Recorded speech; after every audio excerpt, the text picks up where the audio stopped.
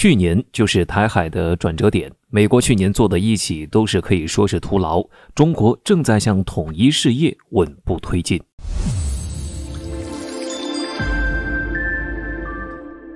2022年对于中国来说是十分重要的一年，尤其是在台海局势上，可以说去年就是台海局势的转折点。目前东部战区台海的军舰飞机的巡航，还有军事演练都已经步入常态化，而且从战略上，我们已经具有了封锁台湾岛和突破第一岛链的能力，可以说这是巨大突破。台海一直都是美国用来反制中国的重要棋子，但是在去年，美国的诸多措施都没什么用处，甚至起到了反作用，帮助我国统一事业更进一步。首先当然就是去年8月初，美国前议长佩洛西的窜台事件。当时佩洛西一意孤行，执意窜台，当时可以说中国真的被惹怒了。就在佩洛西窜台的第2天，解放军立刻宣布在台湾周边进行军演，当时军演区域离台湾岛最近只有不到10海里，这也是史上首次对台湾岛进行围绕军演。显然我国的意图很明显，就是要向世界证明中国目前已经具有了封锁台湾的能力。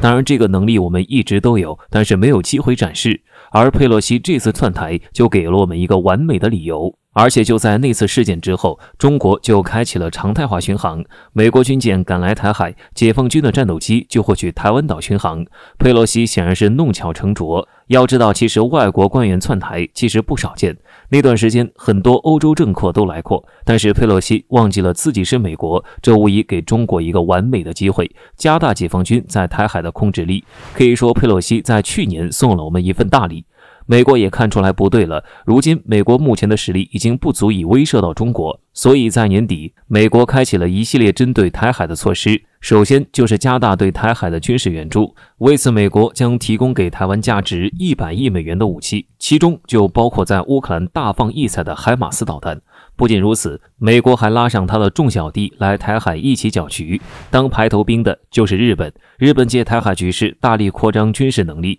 并且还称这些都是为了防止台湾有事。不仅如此，近日英国还和日本签署了相互准入协议，允许互相在对方领土上部署军队，看来英国也要掺和一脚。当然，看来今年台海也不会太平，但是我相信解放军能处理好。为什么这么说？去年的珠海航展就是最好的证据，可以说是一次中国装备的秀肌肉，歼20、翼龙无人机，还有各种现代化的武器。有人分析称，如果这些装备加入俄乌战场，那战局将会被一瞬间改变。